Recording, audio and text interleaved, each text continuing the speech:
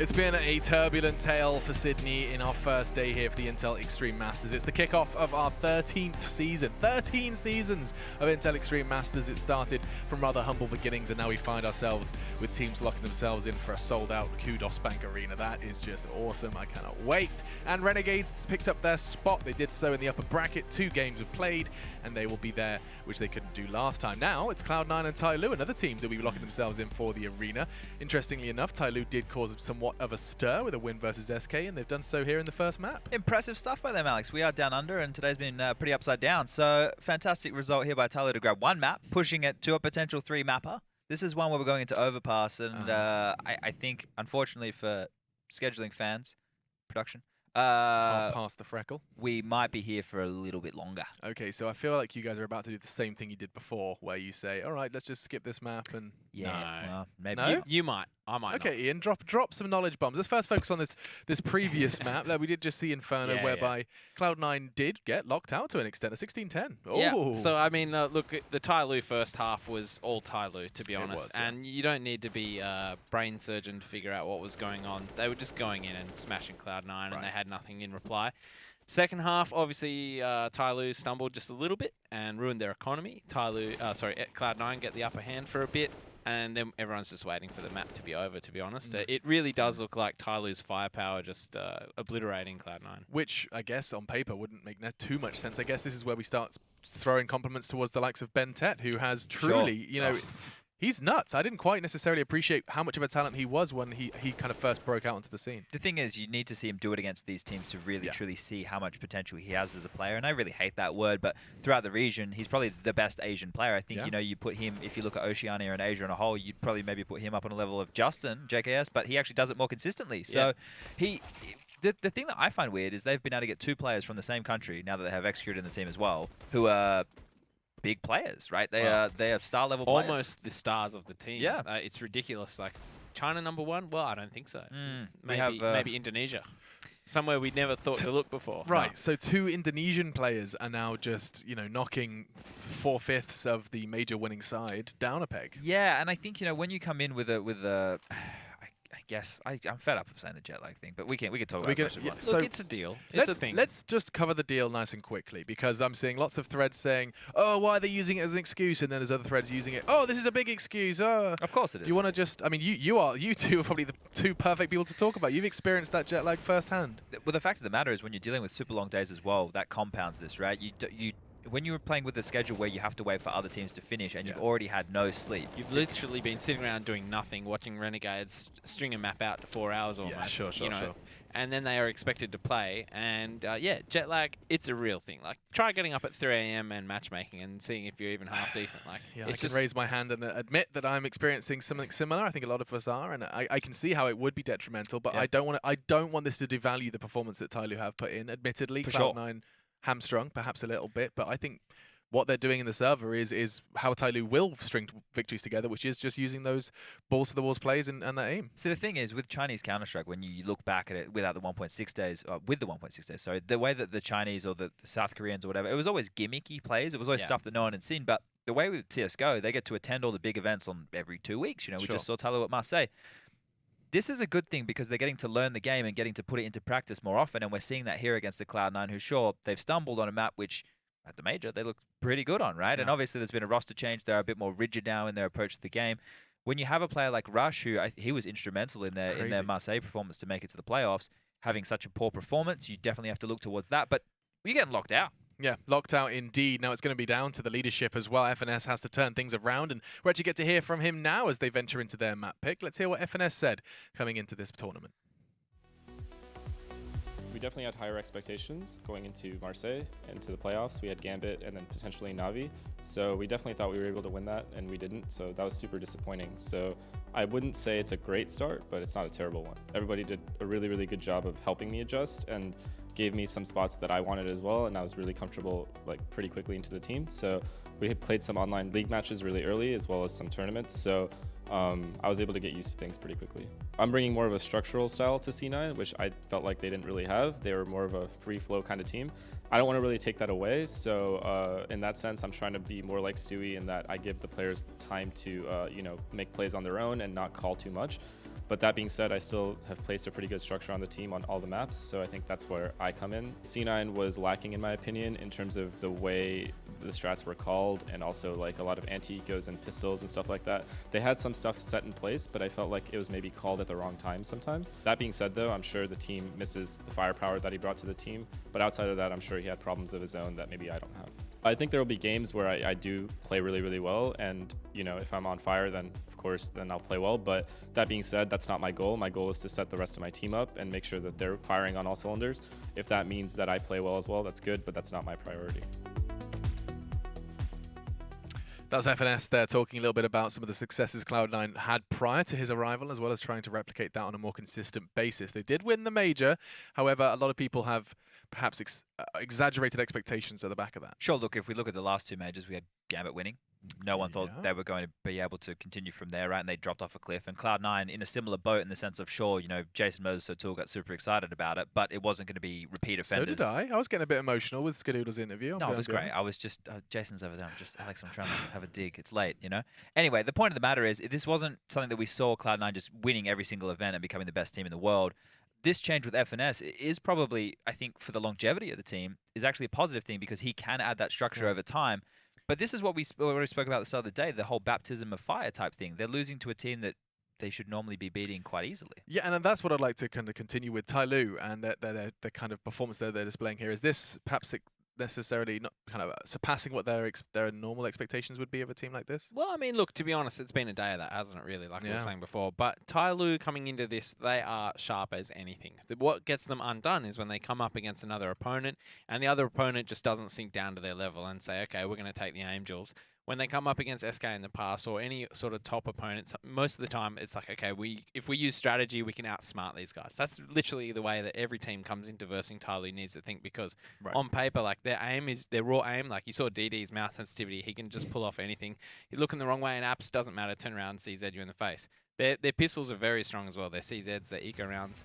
And that's why you just can't afford to brawl. But the thing is, I just want to point out for Overpass, they've beaten Gambit on this map, some really good teams. Okay, well, we get to see what they can do on Overpass. Expectations for a third. Let's find out with your casters. Pansy and Jason taking the reins. Don't know how about I feel the names being said that way. It really upset me. Pansy and Jason, yeah. I want both, or I want either like Lauren and Jason or Moses. It upsets me. I meant to tell you've been becoming a diva recently. I was hoping you'd go for a different word that begin with D then, but we are into this one, we are live, and Ben's already off to a bang, and Captain Mo getting its cards close to the chest, and oh my god, he went for it. He was going for the BDP to start with, and I'm a fan. I'm a fan of this. Tarek, you're in a 1v1, and this guy's up for the fight. What is this sort of game we're seeing already? This is ridiculous. Yeah, this has been a brawl all the way through. Fast pace towards the B bomb site. Tarek now with that Glock. The cover is perfect, but he gets his head taken off. Excurate with the one-on-one clutch. Tarek really had no place to go after planting that bomb, and that's a perfect fight for the USP. Nice job from Captain Mo as well, playing it perfectly behind the toxic barrels, and Tyloo's going to take the pistol. Cloud9 obviously verge of elimination, back against the wall. All the platitudes. How insane would that be? Just well, it's not elimination, is it? I said that one incorrectly. It's just verge of elimination for the series. Was obviously the verge of losing the series, which is still ridiculous to think about. Put it into perspective, you know, Cloud9 not too long ago were winning majors. That's an interesting topic to be brought up as well. I mean, it is interesting seeing the two previous major winners, Gambit and Cloud9, both making massive roster changes to big parts of their respective puzzles, like pretty soon after winning those events. So not able to even really build on the success they found in the major tournaments. Turning the corner, nice tag with the scout onto Rush. And Excurate just going to back away. Not wanting to risk anything. Cloud9 have bought up some Deagles, some P250s, some elements of danger into this round. No utility. Oh! Tarek just got outgamed. Hot damn. Oof. is that the one? It's a solid oof. Yeah. If you ever, you know. Can really hear the exhale on that one. There's not much more you can do about that, is it? It's just like, all right. Rush is running in with only a knife on a recovery to find the Deagle. He's saved it. No Deagles for any of you. Excurate though, might fancy a bit more. Does he predict it right again? Oh, they're creeping closer though, aren't they? Bit of pressure there from somebody towards Long. He's going to claim Rush's life. Now, we do see the hit starting to build, and we do see a kill coming out of it. Extra hit finally does go down. The high flash to probably be setting up somebody. Going to be able to get out of that flash before automatic. Able to isolate FNS anyway. And there goes automatic. 4 alive. Good work. Kept at arm's length. Didn't make any mistakes. Good look for Tyloo. Yeah, good round, and obviously Cloud9 would have liked to have gotten 1 to 2 more kills out of that at the very least. Their main goal with the plant was a buy with the AK-47s in this round. But would have liked to have chipped some of the money away from the defense to kind of decrease some of the rebuys moving forward. Here we go. 2-0 for Tyloo in the first gun round here. Bentet gonna push up, throw a nade out towards the choke point. Not really gonna do a whole lot, but FNS with the opening kill onto somebody. That's actually down the stairs as well, so a good opening pick for Cloud9. Yeah, this is a really nice start. Putting Tyloo immediately on the back foot in this round. Unable to have their way with Cloud9, and we're going to see if Cloud9 can maybe do a little something with this. They haven't fully committed anyway. They still have players in towards Underpass. They can swing around. They don't have that much control towards Toilets, which is the only thing, but they might be up for the fight on that. They still have a touch of utility to play with, and you can see them kind of peeling off from this, and they did come in from B, so maybe encouraging them to step back towards A. We'll see what they go for. It's pick your poison here. Bentet is over by the A side. Pushing his way up towards Toilets as well. This is going to be interesting. Is he going through that smoke? Oh, the flash is good, though. Very nicely timed. Couldn't adjust well enough on the second, but information found to a degree. And with an M4, that could even be a double kill. Some of these mid-round pop flashes that we're seeing Tyloo bring to the table are very, very effective. Captain Mo at an off angle, but he's got to manage his attention from Monster and over here towards Sandbags. When's the peak going to come in? Automatic going to turn the corner. That's a free kill. Probably expecting one more to be at the pillar, but not able to find him yet. Either way, that's pulled both players from Tyloo committed at the B bomb site. And all the meanwhile, Cloud9 slowly encroaching towards A. They're going to be able to get a free plant, and the question becomes for Tyloo, do they want to go for this retake? Again, ignore the overlay there. Bit of an issue on that one, but it is 2 players left alive, and the bomb is planted. They are close, but there's not much play back into that with no utility, no kits, obviously. Time to back off, and it does seem as though we do have a player dropping out there, so hopefully that's fixed up a little bit quickly. But for Tyloo, bit of a quick kind of reminder that this isn't going to be an easy matchup. That first half that you had in the first map was a bit of something you dream of, right? Those are the kind of, you know, ideal situations where you just, everything starts going your way. But now Cloud9 are at least awake individually. We've seen Automatic really come into his own in the last map. It circles back to the conversation we had before this series started, and pretty much every conversation about Tyloo when it enters a BO3 is, do they have a deep enough map pool to be able to pull these off against some of the best teams in the world? So, you know, test number 1 is done. You win map 1, and now test number 2 is, can you close it out? Is there a map in this pool? This and Mirage being the third, which Cloud9 is very, very good on. And will you be able to complete this before arriving there? Tyloo's still going to be fine with a purchase. They had plenty of money built up. Be able to rebuy some rifles and drop one over.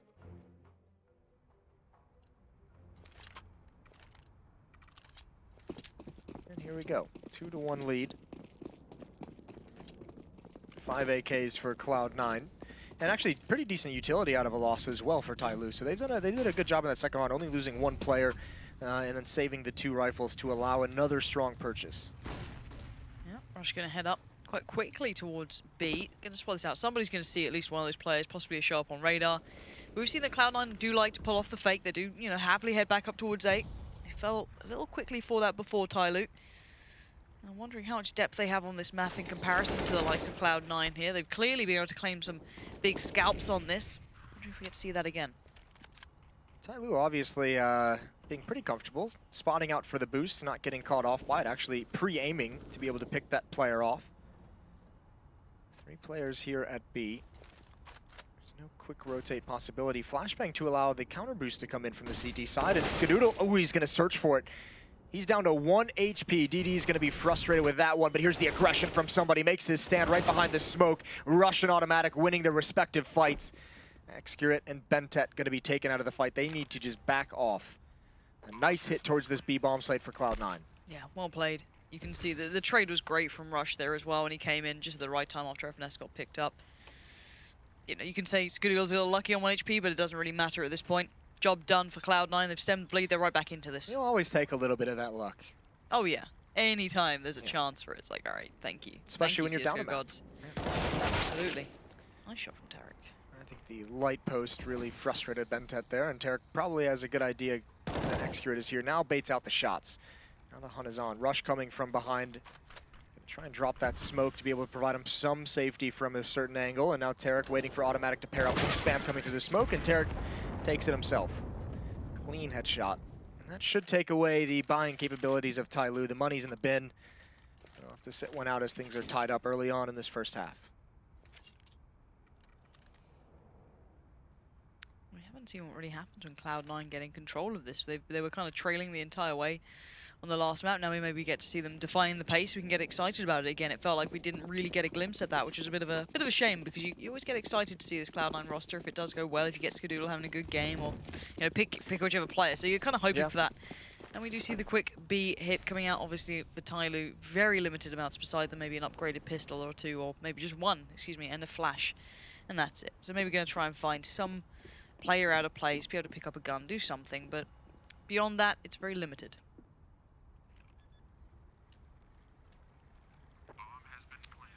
It'll be the next round they hang their hat on with the investment. I think Extra will be able to have an AWP. Might have to go glass cannon, might have to be a little bit light on nades, but should be able to bring that weapon out if he chooses to. Then you can kind of really start to see he's paired up with Bentet over at the A bomb site. So if you take the performance of Bentet so far in this event, you add an AWP over towards bathrooms, and that can be a pretty dangerous duo. You're right. Now, epicness is the most vulnerable player here. If Tyloo are going to capitalize on anyone, it would be him. He does have support now with Rush. I mean, this is fine. Cloud9 doesn't need to try and chase anything down, and they're not overextending. They're not playing this too overconfident. Just FNS just establishing the route for his teammates to kind of retreat and gain cover from the bomb. So Tyloo on their ecos, on their force buys, obviously, if you go back to Inferno, we saw a lot of stacks and a lot of tricks up their sleeve to try and force Cloud9 into a disadvantaged fight, and if it doesn't pan out for them in that fashion, they just, back away. They're willing to just save it up. So here it is. Here's the buy from Tyloo. Really, really low on utility. Really low on things behind these rifles to win them this round. Not a whole lot of nades. No kits. Cloud9 with a big advantage in the arsenal, especially if they can take that AWP away. Here's a lot of nades being thrown, and Execute is at an off angle, so he doesn't get too damaged up, too tagged up by those. The one good piece of information here is that he saw no one cross. So for now, he can kind of at least keep the players dedicated towards B. He can maybe pull himself over towards that side, put players like Bentet into position, just holding up on long. Now, of course, we've seen that Cloud9 will happily turn around and punish any rotations, and let's see if they can do that. That's probably on their list of things they'd like to achieve, but there's still lots of time here. They're not in any hurry, and they have utility. There's not as much time as they'd like with Bentet on this flank, and obviously you can see Execute all the way back in that A bomb site. Ooh, FNS the timing, he just turns away. He's back at the A bomb site. He's just got to be cognizant of the fact that players can come up the stairs, but here comes the hit. DD with a big trade, spots the bomb far back. Bentet closing in ever so quickly. Somebody's got to try and hold things off, and Bentet's going to have a big role to play here. They're trying to make their way, Cloud9, into the bomb site, but it's not happening. Bentet might not even be a factor. He does get one, but it doesn't matter. I think they might have lost this either way. But excuse that, it's actually Skadoodle who's turned this into a one-on-one. Only 3 HP, and Bentet giving up his position. Skadoodle, are you okay? What's going on here? This round seems baffling to me. Okay, Skadoodle's worked it out. Bomb going to be planted, but he is on 2 HP. Bentet? He's off. There's confusion all across the board right now, Lauren. What is happening? Bentet has actually ran to the wrong bomb site. He doesn't have a kit either, so he's got to speed this up. He's going to be coming in. Skadoodle has all the information, and the bomb's planted out in the open. I think he's just won this round. Skadoodle has really put Bentet in a tough spot, and no kid, he kind of has to stick this, and it's got to happen pretty soon. He's got a smoke to drop on the bomb if he chooses to, spending a lot of trying to clear things out as much as possible. Skadoodle might be able to spam this. He should be able to spam this. He's going to be off initially. There's the transfer. He's out of bullets, and Bentet, he might just do it. Skadoodle's got to risk it. He's only got 2 health, and there's the defuse. Oh, just stab me in the eyes, Jason. I can't take this. What was that? I am very confused as to how Talk me through that, Jason. Here's your level of analysis. Talk to me. Well, here's Skadoodle gets dinked up there. The curious thing is that he doesn't hear the shot that Bentet puts out, which we don't actually see in the replay. Yeah. And then Bentet must have thought that Skadoodle bailed it and put his Nikes on and got over to the A bomb site very quickly. At lightning speed. Yeah. That was excellent. Big fan. That's some primo Here's the thing. tired CS right there. Yeah, Skadoodle with 2 HP. It's not even, don't even fault him for backing away because he can't really take a fight. And the cool thing as well is they got 4 kills. So look at this buy out of a win. Yes, Extra with the op is going to have good utility. So does Bentet. He has a kit as well. But the UMP and the 2 Famas with no nades is really detrimental to Tyloo on this defense. Okay. Ooh, Excurate. Finding an angle there that epicness just didn't expect to be being watched from that position, possibly. Bit of a quick loss. Not what you want to be seeing. You have that utility. You have so much of an advantage coming into this one for Cloud9. They could have definitely worked off the back of that. Oh, the spam rush. Probably very frustrated. Mo now, next in line. Did he catch a glimpse or not? No, I think Automatic was a little too low, and that actually opens up that opportunity to take down somebody. Now, Mo swings in a little late towards Monster and gets caught out. This is much better from Cloud9. The pacing is decent, but DD sees the Shadow, gets the damage, but doesn't get the job done. Bentet this time, not going to get even a chance at it. It's down to just Execute. He got that big kill towards FNS, but a 1v3 after plant situation. Looking unlikely as they've got good after plants and he's already off. That defense just crumbles. Obviously, Captain Mo missing Automatic working up is a huge free kill onto his teammate, which is going to be frustrating. But from there, pushing out of Toxic Barrels, putting yourself in a position where you're exposed to 2 different angles, getting picked off, and then even Bentet rotating over, couldn't find any way to kind of make it work. And just a lot of players on Tyloo getting picked off all on their own, and this was perhaps the worst round for it. A really, really harsh reset. You've got Bentet at 0, you've got DD at 0 as well. Somebody and Captain Mo both need a double save. If Excurate's able to keep this off, which it looks like he will be able to, they might buy CZs around it. Execurate even perhaps able to drop an M4 over to a teammate, so that might force them into a purchase here. But they're really going to have to talk things over, maybe take a timeout if they're going to go for that, because it would be critically important to this half, and just kind of shore up some of these mistakes that we just saw. See how they play. Ooh, somebody, has he got a spawn? No, just randomly got dropped it. Okay. Looking around, let's see what the buy is from Tyloo. CZs, flash smoke, not much. UMP for Bentet, but a stack. That looks like maybe the difference maker here. 4 players towards B this time. 1 man alone towards long. And, well, Cloud9, not sure what they're coming up against here. Probably going to keep themselves, you know, on their toes. Not want to kind of overly read into much. Automatic catches the first glimpse of the player. Having a little look. So Execurate actually could have dropped an M4 over. He chooses to drop over a UMP to Bentet. So he wants to keep as much money as possible. Now he's the aggressor. They're not looking this way, though. Automatic. Oh, he's loving this. He's loving life. A double kill. Transfers to the triple. Huge frags for Automatic. Pushing in towards short. Tyloo tries to get cute, and Automatic slaps it aside.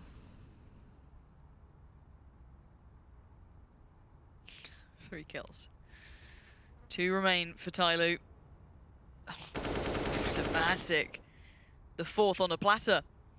Somebody probably won't be his victim. Maybe another, but all that aside, great work from Automatic. It's great, and I mean, those are going to be some of the easiest kills of his life. He's going to love that. Just holding angles, and they all walk into it. Wasn't even really tested a whole lot. There's FNS from behind. 5-3.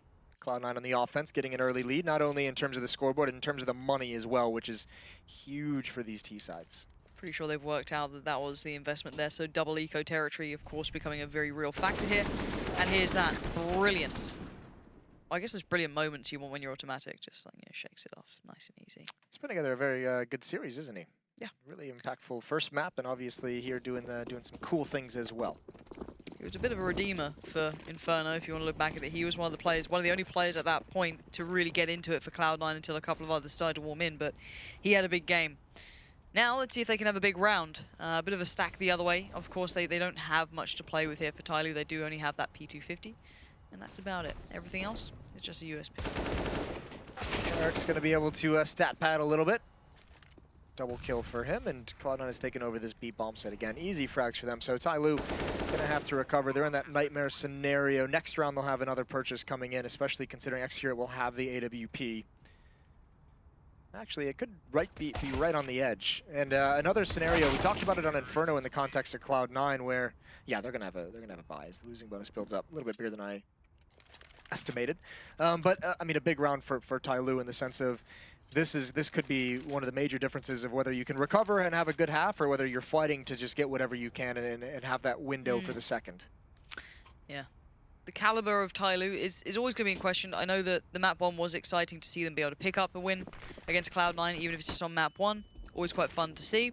However, that was never in question. We know they can perform in best of 1s. It's can they do it in best of 3s? Can they come back from losing deficits? How do they match up against these teams who are pretty darn diligent at this map? That's a big impression to make. Automatic going down. Big scalp to claim very early on. Yeah, you'd like to see that initiative from the Opera of Tyloo. He's had a couple good picks with that AWP. This one towards the B bomb site, previously towards A. And Bentet's just going to fall back as his teammate comes to join up. Cloud9, a lot of progress to the end of Bathroom, and I think Tarek is going to play this contact. I think he's feeling it at the moment. He's reading the place. How are they jumping out in the open? Huge mistakes for Tyloo. They now know exactly where the AWP is. It doesn't stop him from chiming out, and he's got to get aggressive out towards long, but FNS can win that one with ease. Such a disadvantaged fight, and Tyloo take their eye off the ball, and they're getting punished here. 3-on-2, and the bomb site is lost. Cloud9 are large and in charge here. Gifted a small moment to maybe capitalize on it, and my god did they. Really just punishing the hell out of Tyloo. Captain Mo and somebody left to watch this round rot. Let's get a little bit of work done towards Tarek, but beyond that it's time to back off. Those are the kind of things that, you know, when you talk about Tyloo, where they have a deep enough map pool, it's very obvious they're much more comfortable on Inferno than they are on Overpass. Some of these timings, some of the positioning in the fight selections they've had are just kind of a little bit curious, and yeah, maybe trying to do too much or way more than is actually necessary in that scenario. Caught out in the open, and Tarek with huge gains. Good frag from somebody right at the end, but not going to amount to a whole lot. And actually, 2 M4s, 2 weapons, 2 rifles can be dropped over by somebody in Captain Mo, so it can be another buy if Tyloo wants to be aggressive with it. But around those 2 rifles, still playing it pretty conservative with the economy. A low buy coming in. CZs on DD and Excurate. Imagine maybe one dropped over to Bentet as well. It's Tyloo down 3-7. They have a 1-map lead. So the show would still go on if they lose this. Deeper into madness. Cloud9 this time. Good purchase, of course. That money's going to be not particularly going anywhere. Look at Skadoodle. He's sitting on an absolute mound of cash. And relative poverty on the other side. Look at the utility they've got to work with. CZs, of course, Tyloo struggling. That's not great. No. But there is still time. There is still rounds to be played for. They could close out and still have that window. Rush, however, I thought he was going to put a stop to that. He had a bit of a chance there. I thought that was his to be had, but no. It's Mo still alive, and actually almost backs away. He really damages up FNS, but they double down. Excurate kind of falls. This all gets a little bit tricky. Yeah, he was pushing up to try and help trade Captain Mo back into safety, or at least trade the kill if he were to go down. Obviously didn't work out as well as they would have hoped. And look at somebody. You got to make a big play if you're going to come back from this round. Automatic, watching for it, prepared for it, spots the head. And there's no reason for somebody not to challenge. You have to do something kind of miraculous here, and it's a headshot angle that he would have loved to have won with that AK-47. Automatic, just ever so mindful. I'd really like as well, if we could slow that down. I'm wondering if one of Automatic's shots actually hit the grenade as it came through rather than actually hitting the player. Oh, I saw a world where that went terribly wrong, but look at the HP left as well. 18 with 7. FNS and Tarek are so low here. No nades or anything on DD, no kit. He doesn't know exactly how low they are either. They can be a call of, yeah, they're kind of low, but you're late to this. You don't have that kit to be able to kind of speed up the process. So for DD, as much as this may look like it's very, very possible, doesn't quite feel like that's the case. No, he made that decision a while ago. If he was going to go for that, would have been up the stairs. You want to get in as soon as they're as close to that bomb getting planted, because now you've taken so much time. You have no idea where they've positioned themselves. At least if you go up the stairs, you're aggressive. You can try and, you know, find at least one player, at least spot where one guy goes. Maybe get an easy kill, turn it into a one-on-one early, but this is just too long, especially without a kit. Not even sure why he's sticking around at this point. Just going to walk away. Just a casual stroll through the bomb site. The scenic route. Still holds on to the AK-47. Cloud9 still building a lead, up 8-3 now. Yeah, and Tarek's having a good game too. He got a couple of padding kills in there. Seen him having a couple of chances, but he does not drop the ball. He's hitting the shots, and you kind of want this out of Cloud9. This should be happening. You feel like it should have happened on Inferno as well. Well, I mean, that Inferno, I mean, losing a map like that to Tyloo, to a team that you go in probably thinking you should be able to handle is going to be the wake-up call that snaps you out of that jet lag funk, and also knowing Automatic kind of carried you through big stretches. And, you know, that's the conversation you have between the maps is, guys, like, let's just forget about that map. Obviously, way too slow of a start, not playing well individually. Forget about it, move on, and everyone step it up just a little bit in map 2. That's exactly what's happening here. Automatic's getting that help from Tarek, as you mentioned. And it's Tyloo on the back foot, and Tyloo forced to take these risks. Bentet pushed up. How far does he want to go? Either one of these players with wrong timing, and FNS going to spot it out. Now Bentet has to retreat as he fights, and he's not going to be able to get all the way back. FNS, good win. Good duel overall, but the re-aggression from somebody could be punishing. Yeah, Mo finding Automatic down by, I'm pretty sure that was a monster peak quite late in the round. Yeah, minute goes down, somebody, the timing is right, catches FNS. But you can see the replies back and forth. This is not a done deal by any margin. It's a 3v3. Double AWP still into play, but the position from somebody is a real nuisance. It's down to 2 now, and the last 2 players, if they want this round, of course, kind of have to start hitting the sights. Skadoodle catches a glimpse of a leg, but can't find the body, but now knows where one player is. This is tough for Cloud9. Where do they want to go? Because that losing rush kind of boxes you into that B bomb site. They just had to go elsewhere. Somebody's in a full retreat back to that bomb site, wants to get into relative safety, wants to be able to spot and call teammates over, and he goes out towards long. He knows Cloud9 doesn't have the time to clear all of that out and come that long way, so he sets up the crossfire, and these flashbangs are perfect, but Tarek doesn't clear it. He looks the wrong way. It was 50-50, and there's Skadoodle, but Excurate finishes it off. He gets there just in time to trade it out. That's a 4th for Tyloo, but Cloud9 just have so much money built up. Showing no signs of slowing down. You do want to start seeing a lift maybe from Bentet as well, but considering he was so huge on Inferno for them, and he's not quite gone to that sort of extent yet. Maybe the T side just suits him better, but for now, we've got to hope we can maybe see that going if they do want to get that competitive half, or the second half, should I say. Right now, 8-4, not a bad scoreline. If you close out strong, it's pretty decent, but as you said, Cloud9 still have that money. You can see Excurate here, maybe go for something, but no, actually flashed off it. They fall away from this, so we're going to go for the peak from Party, but actually decide otherwise. Yeah, the problem is, look at somebody. It really leaves him feeling very isolated and relatively abandoned, and you never like that feeling. The only one really aggressive. He can't push forward. They wanted to use him as someone to take a peek when others got the attention, but now they have to adjust. It's good of them to just call it off early once they got blinded. No action going on towards that B bomb site. It's Automatic just alone outside of Monster. The rest of Cloud9 making sure they can secure these stairs, making sure they can secure the early stages of Bathroom, but there's some pretty nasty crossfires set up by Tyloo. Yeah, and Tyloo still have utility. They still have that double AWP, and that's one of the 2 pieces being put into place. Skadoodle, again, always going to be answering back. It seems like he's ready this time, aware of somebody wanting to make that pressure play, but with Captain Mo shutting down Automatic on Monster, going to make this a little bit less kind of spicy, a little bit of that power gets removed. And the smokes, this looks like a rushed affair, but they're going to try and make it count regardless. Tyloo's taken some really poor fights. You don't need to be making these peaks. Somebody and now Captain Mo, you have man advantages in both of those, and you give them up. They still have a good chance to take this one. Skadoodle in a 1-on-2 with the off. He's got to hunt down Bentet, but the headshot is too swift.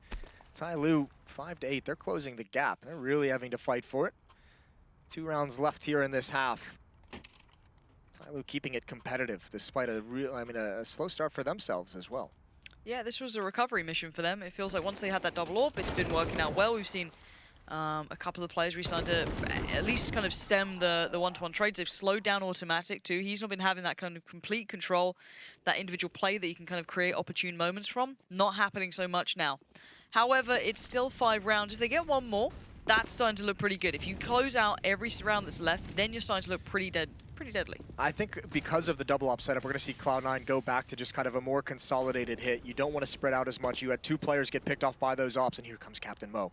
He wants to search for more. Tarek's made it into safety in the corner. And if Captain Mo keeps pushing down this ramp, that's kind of pushing outside of his comfort zone. That Molotov doesn't bounce the way he wants. He wanted it to go deeper. Yeah, and that's punishing. You can't do that if you're Captain Mo. Too long overextended.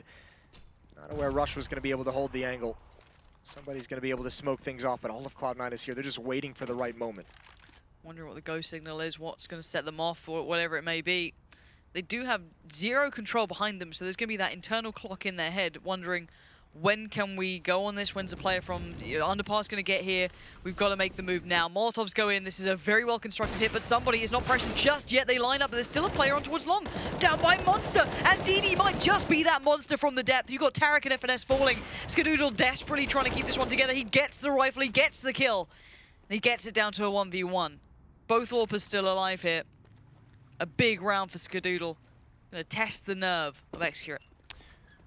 Yeah, he's playing the one-on-one. He's got low HP, and he had no idea where Execurate was. That information was an advantage towards the Tyloo player, so Skadoodle's going to back away, readjust on the other side of the map, and now he slows things down, so no footsteps being heard. 15 seconds left on the clock. Skadoodle has to get this plant in, and he should have time. Execurate not rotating back just yet. Hasn't gotten the read. Now he's coming.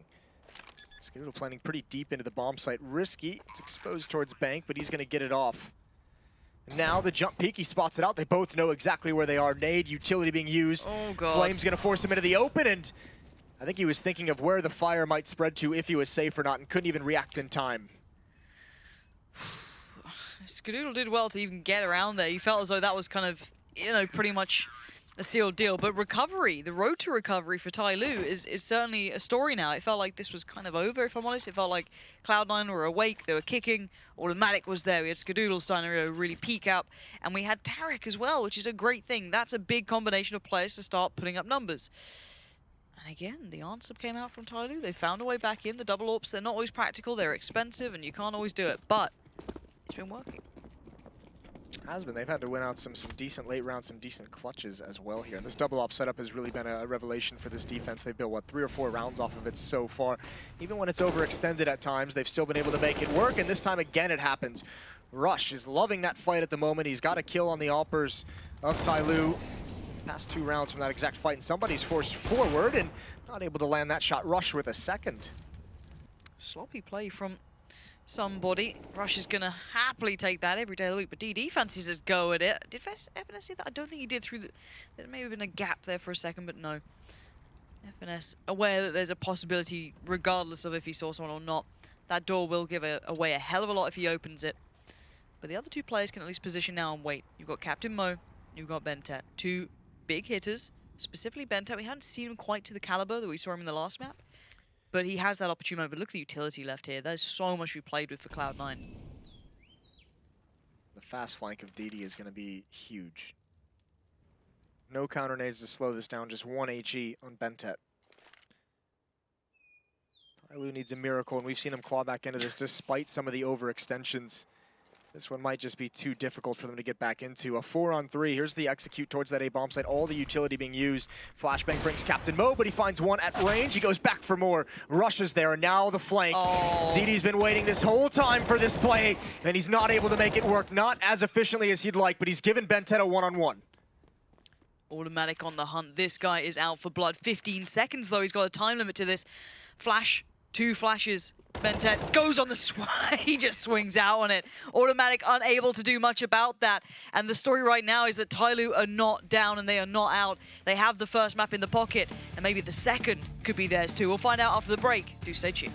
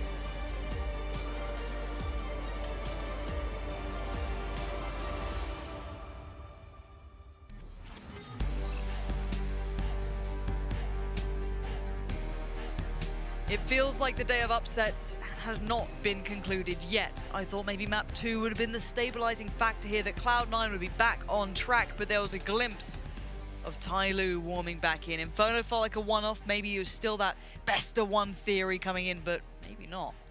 I mean, especially with the way Cloud9 started that first half, they built up a pretty decent lead real quick, and I think Tyloo ended that on about a 4-round run right at the end. So very, very good recovery to make this close. It was on the CT side, though, so you still say advantage to C9 going into the second half. But certainly wanted to make it to the arena. Just be such a luxury to know you have that done and out of the way. You've qualified for the arena, you've qualified for the playoffs, whether it's the semis and quarters, you still have yet to decide that. But the safety net, and here's the aggression. There's 3 Tyloo players here. Automatic, he can't even retreat. He's got to fight to the death, and that death comes swiftly. The sweet, sweet release, and it's a 5-on-3 now for Tyloo. My lord, Cloud9. The rush towards A comes through, doesn't stop. Ben said this guy is just on a vendetta. He's tired of how that first half went on this map. He didn't like it. He wasn't having that big game, but look at DD's positioning. Beautiful work. Bentet actually got caught out in that first half. We mentioned a couple times a quiet half. I mean, he didn't really have a whole lot of chances to shine. Won some clutches down the stretch. Had some big plays down the stretch. But overall, like most of the times he was getting involved in the action was when his team had been wiped out on the other side of the map, and he's like rotating into awkward scenarios. Now I think this is the half where you can really see him get unleashed as he gets to dictate where the action is coming from. And look at this out of Tyloo. 4 players at 11 frags. I think that was DD or Captain Mo at 9. But just a very well-rounded effort coming out of them. Oh, my word. It was DD. You've been waiting for that, haven't you? Yes. Child. Petulant child. Oh, right. What do we have? Cloud9, what have you got? CZs. Armor, actually upgraded Armor too. And Skadoodle obviously sticking away from that, looking to the AWP eventually. I'm wondering if Tyloo are becoming, you know, the major slayers, right? They're doing all right thus far. Yeah, that would that's not a bad title, is it? No, we've had SK and now Cloud9 might be in the old crosshairs. Yeah, it's getting there. It's getting close. Here comes the hit. Tarek's gonna get in front of that smoke. Does a little bit of damage, but he's got no backup, so just backs up into the bomb site. Actually into the smoke, and he finds one around the edge. Somebody wasn't expecting that whatsoever. So a 4-on-5. Bomb gonna get planted. Still relative safety for Tyloo. But I think Cloud9's gonna go for this. Gonna try and get a little cheeky boost action. See if it can produce anything. Rush. The top of the totem pole. Not peeking up over the fence quite yet. Look at Skadoodle with the USP coming through. Now you peek when it's ready. Captain Mo didn't spot that. Rush did. Tarek and Rush combined for 2, and now it gets dangerous. Still a decent chance that Tyloo can recover, but it's all on DD. There's no kits. He's got to get this first kill, but not able to. Tarek, a quad kill to bring Cloud9 back into it, to respond after the pistol. A loud response too from him. Close. You can see how close that was to being a possible another Tyloo round, but Cloud9 stay alive. They keep the wolves away from the door. And the money gets sent packing for Tyloo here, down to what, 2K throughout the vast majority. Bente a little higher up, but swings and roundabouts. Cloud9 now going right back in with that nice purchase. Yeah, that is quite the swing. 4 rifles salvaged, which is just, that is such a crippling shot for Tyloo in the sense that it helps Cloud9 build up all that money, all the economy is sitting nice, you get free rifles out of the equation, you have all the utility. And I think Tyloo realized the situation they put themselves in is they don't even reinvest. They don't even really invest a whole lot whatsoever. I think just a couple PT-50s, a CZ, no armor, no utility. They're looking towards the next round, that extra $800 from the previous, even in a loss. Going to help them get some AKs on the board, but they just kind of got punched in the mouth in that round.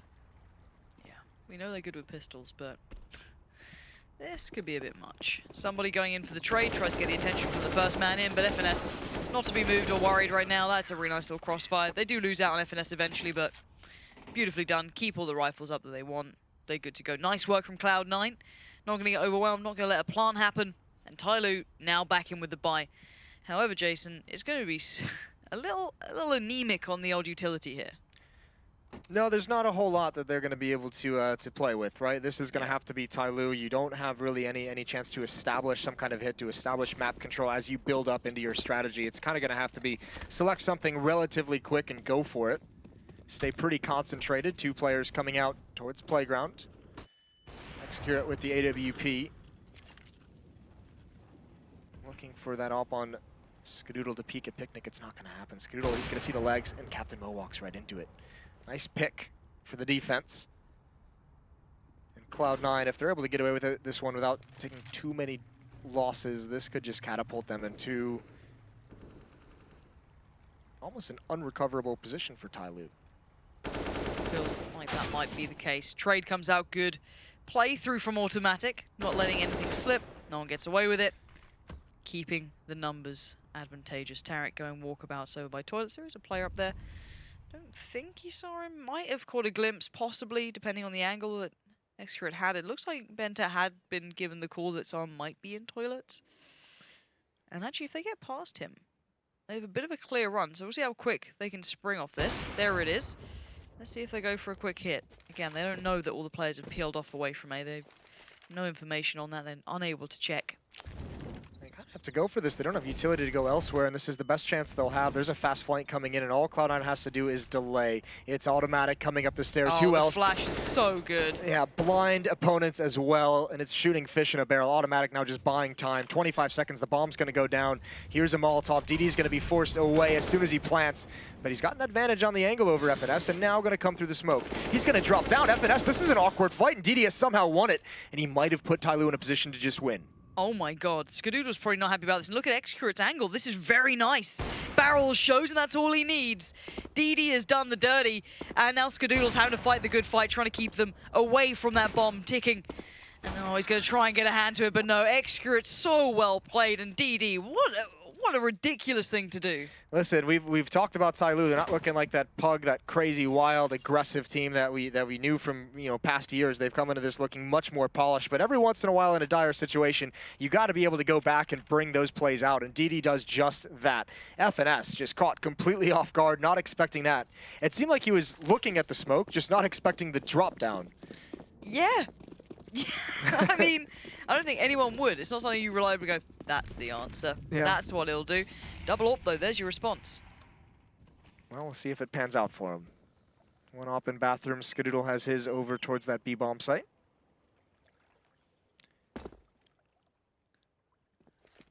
Now, still have that MAC-10 on somebody. Remember how they used this on Inferno as well? They used it to lead into a bomb site as they just chucked all the flashbangs possible into the site. We'll see if that comes to pass again. That can really mess with the Opera as well. That could be fun. Both players right now for Cloud9, if they did go towards A, which they don't necessarily have to at all, would be locked along, but if they head around towards B, the stack, this boost, could be the downfall of many. They are checking on it, but for how long? Captain Mo's eyes. Oh my word, Bentet. That was quick as you like from Skadoodle. That's the reactions you're looking for. DD now, are you up to the task? Are you ready for the fight? No, it seems that that's not the case at all. FNS was there at the barrels. Excurate swept aside.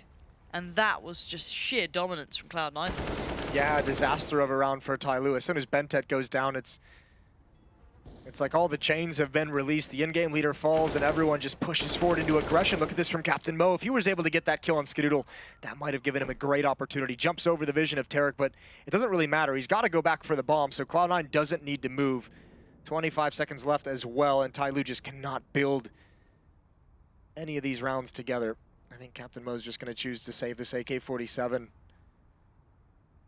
It might just be all they have in the next round. Tarek's already wrapping around towards Fountain to try and cut off the retreat, but Captain Mo's not straying too far away. Ninja Vanish as he drops the smoke. Are you okay? That's a Ninja Turtles reference for all you young viewers out there.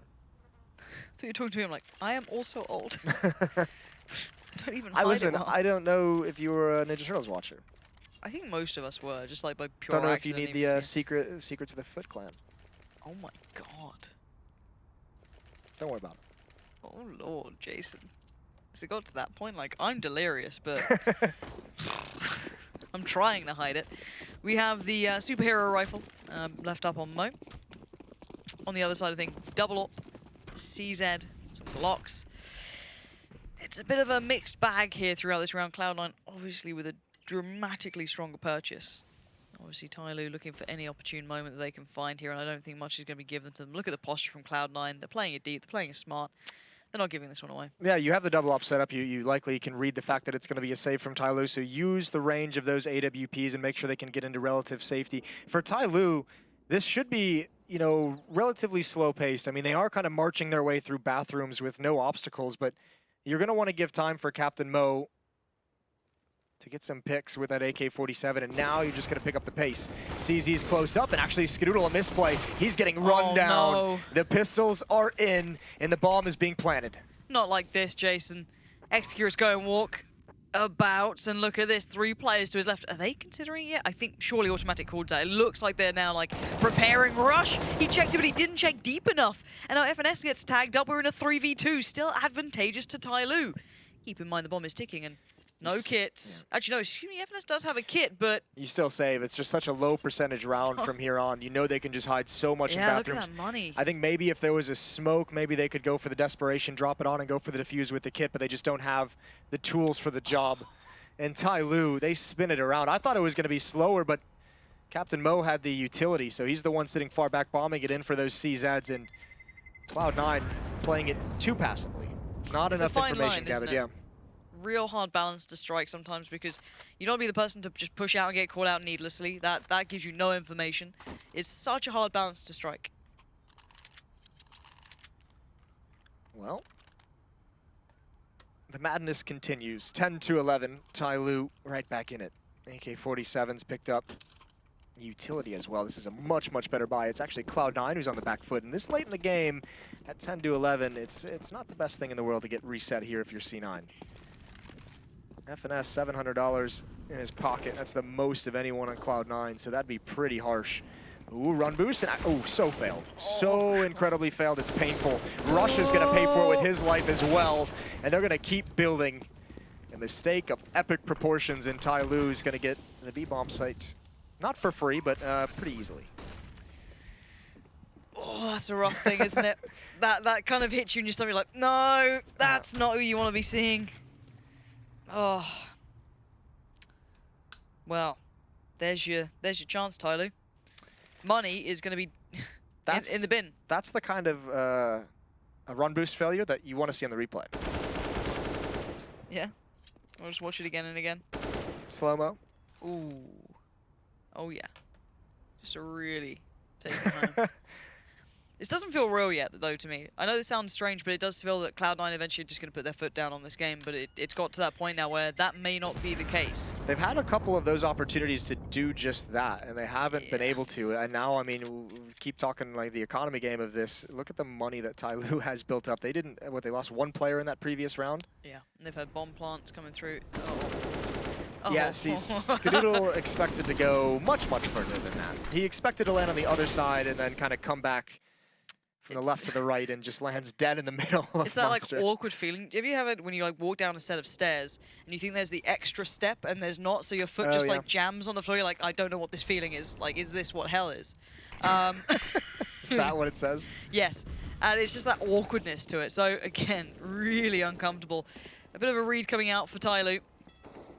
They've got an idea that maybe A's not looking so spicy. Let's eye up that B site. I have to say, what a crazy, crazy call for Cloud9 when your economy's on the line in that round. With, that's the last purchase you have, and you go for like a trick run boost play. Tyloo, Bentet messing up a Molotov, gonna put it out himself, so what a gentleman. Lets his teammates through with minimal damage. And it's a free bomb site, so again, just not a whole lot for Cloud9 to do here. Tarek still has the armor and the CZ, USPs on the rest. Full save for Cloud9, desperate situation for their money. And Tyloo's gonna take the lead. I think for the first time in this game. It does feel as though that's the case. If there was like that back and forth moment, it has been a long time in the making. And for now, so the money's going to be so robust. Oh, that's a nice idea. I like the little cheekiness there from Cloud9, the boost to get the attention. I thought he adjusted now. I was like, that sense is obscene. But it was the orb shot, but they are just kind of mopping up Cloud9 now. We are going to be at 11 to 12, and that's not even the time. That's not, what is the time right now? It's gone midnight. Almost after 24 hours. Feels bad. Cloud9. Slow start in map 1, but came back again. Starting looking a little bit spicy. Map 2 comes around. You're seeing them come out swinging. Tyloo, they had like a decent run towards the end of that first half. I think it was like, what, 4 rounds strung together? And now we're seeing, okay, they've got the money. Now they have a bit of momentum.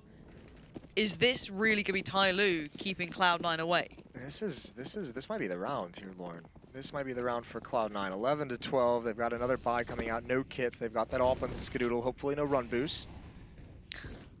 Skadoodle's actually got his op towards bathrooms this time. He's been using it over towards the B bomb site. When they had the double op set up, it was automatic playing towards A, but not this time. And Rush.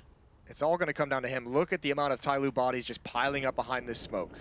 This could be everything. You can see the lineups now being made. The step forward with the Molotovs. They're getting ready for a rush. You better be ready. He gets one, but it's traded out instantly. Mo, not going to move away from this. FNS does claim Mo, so again, back and forth here.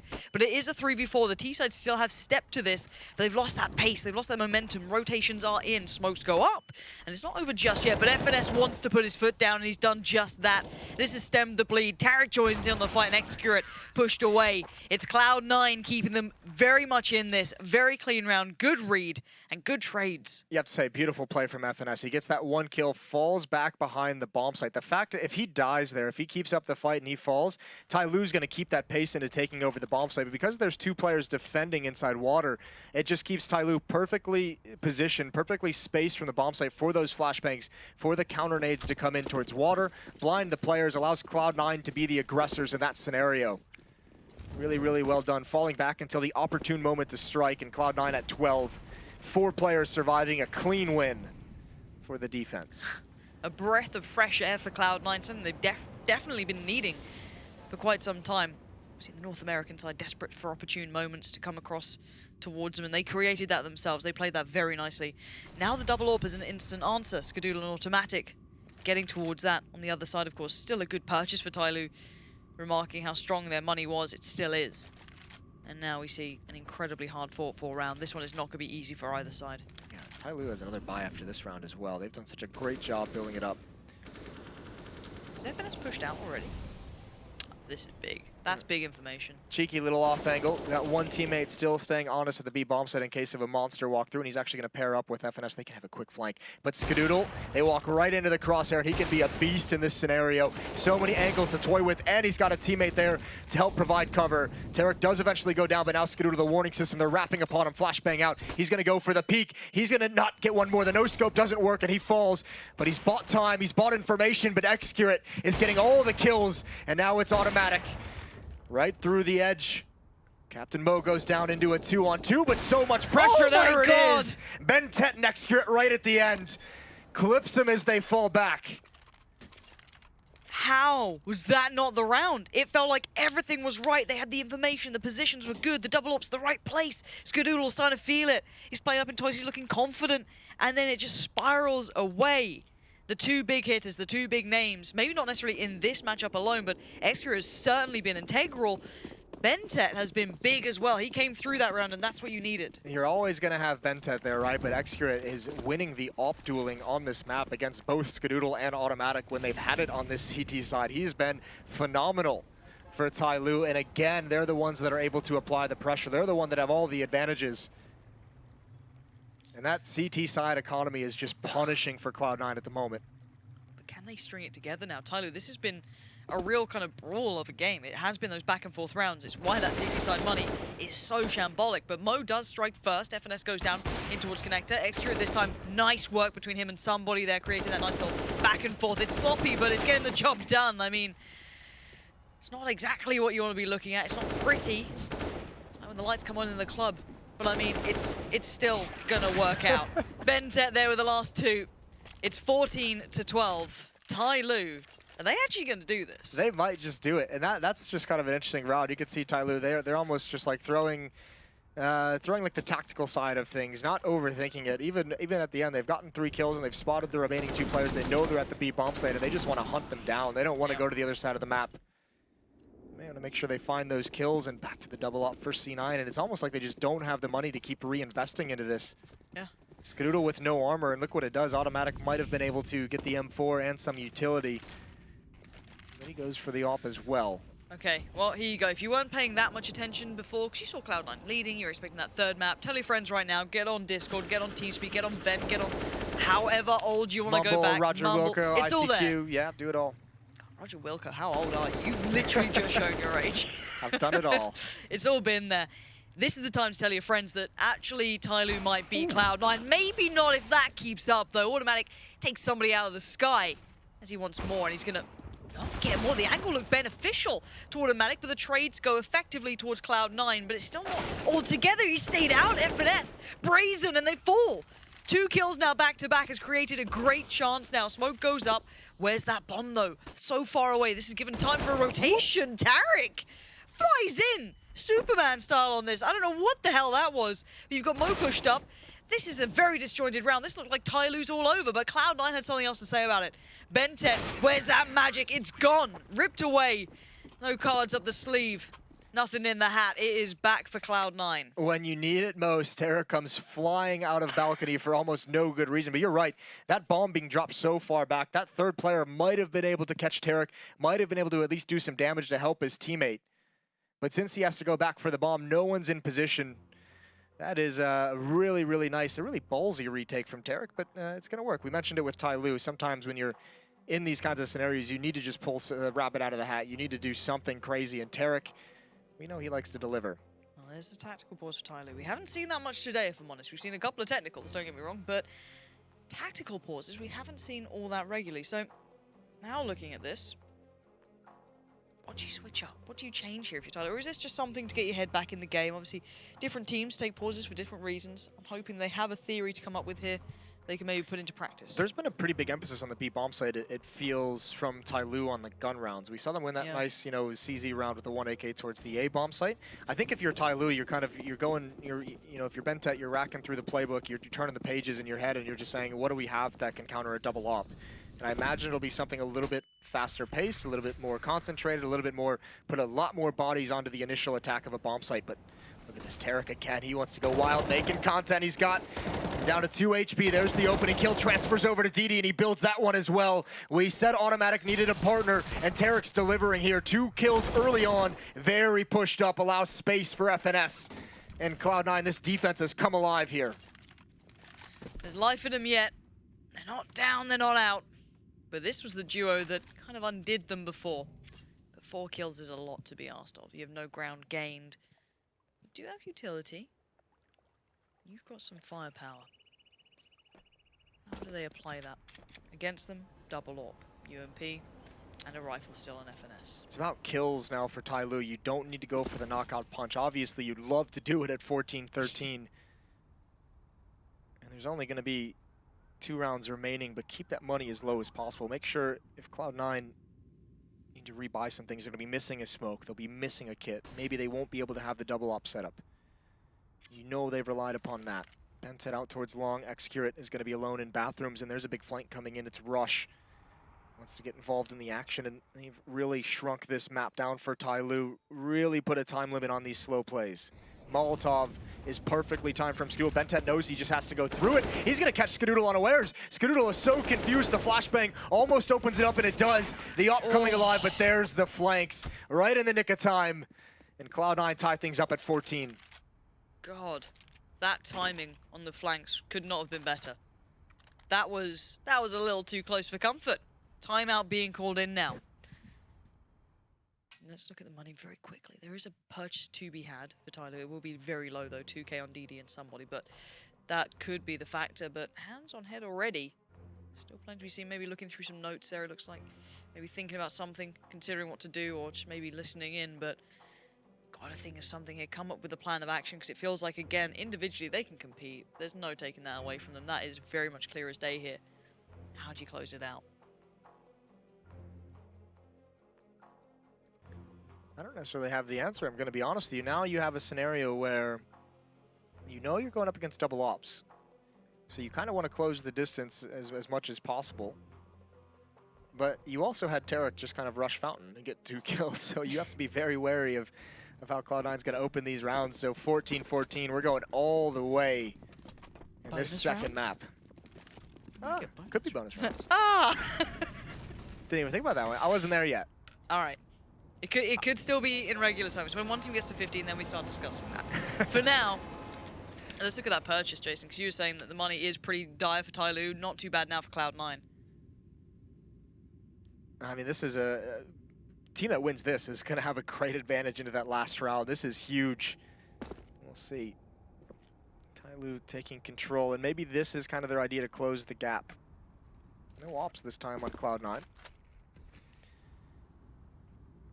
Going through the underpass, up the stairs, closes the gap towards bathrooms in case there was an AWP. This time they don't have to worry about it.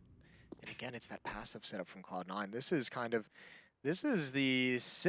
eerily similar to the round that Cloud9 lost earlier when Tyloo was given complete control of bathrooms and they were able to just kind of sneak up and walk into a contact play up those stairs. Cloud9 not getting a whole lot of deep information. All they can hear are flashbangs going off. All they know, the standard utility usage for map control. Automatics rotated over. That's a big power player to be here, though, to defend against this hit. Here we go, DD at the door. Knocking to come in, and has he just caught Tarek? No. Timing's off, it's a little awkward. I think he caught a glimpse, but one by one they start to come in, and one by one they fall. The trades are still there, and actually Automatic gets called out. It's a 3v2, Jason. 20 seconds remain. The bomb is actually on site this time. FNS and Rush are locked out. They got to step to it, but Mo could have caught an angle on that. He doesn't quite see it, but he sees where the nade comes from. They're getting ideas on this. You've got somebody watching for the back. Oh, this could be it. Mo to... No, doesn't catch out Rush. Maybe a little hap-handed there. Bentet now going to be asked the question. They're coming on this. He doesn't check the player in back. They've slipped through, but he does get one. He spins it on towards an FNS. And it's Tyloo getting on towards match point. This is unparalleled performance. Who better? And look at the composure. No one's celebrating. No one's going to cheer until they get to 16. Bentet. And the final 2 kills in that round as a desperate retake comes into play. This was a grueling hit. They had to battle the whole way. Oof. Hard to clear that deep angle if you're FNS. You have to worry about so many other things. And obviously for Rush, it's essentially 50-50 if you look left or right. CZ's in hand for Cloud9. Again, punished by giving up too much space, allowing Tyloo control of the whole map.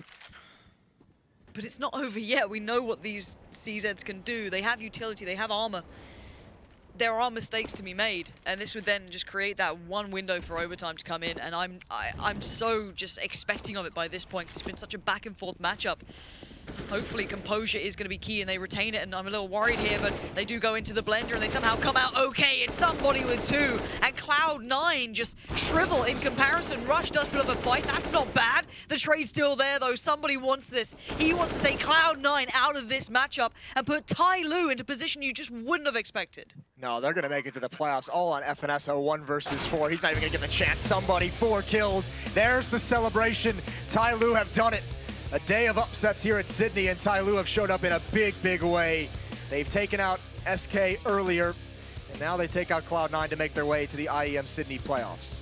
There's your composure, there it goes, and there's a team that deserves to be incredibly proud of what they've achieved today. So many questions around them in best of 1s, best of 3s, you know, caliber of teams they play against. They've answered a lot of critics today. Yeah, they got tested in all of the above today. Yeah, I do believe the analysis desk is almost ready. Hopefully we can head over to them in just a moment's time and hear what they have to say. Thank you so much. Yes, Lauren and Jason there. We did get to see just the right Tyloo. We've seen so many big names topple today, and indeed it has been Sydney turning Counter-Strike on its head, or down under. Indeed, we are seeing it going wrong and oh so right, depending on which team you are supporting. Hands being shaked. That's what happens when you've been awake since 6 a.m. and it's past midnight. I've almost been away for 24 hours, so that's pretty nice. But I think Cloud9, on that last gun round they had, on retaking into 2v3, should have saved. That's my hard-hitting analysis. Okay, interesting. Yeah, no, but I don't know where to go with this. This is crazy. This means we're either going to have Tyloo or Renegades in the semi-finals. Tyloo, Renegades, and what other surprises we have today? Greyhound. knocked out NRG SK. nearly beat Astralis. Greyhound have just beaten SK. Yeah. What are you going to say about that one? I don't know. Pack it up. Pack it in. Let me begin.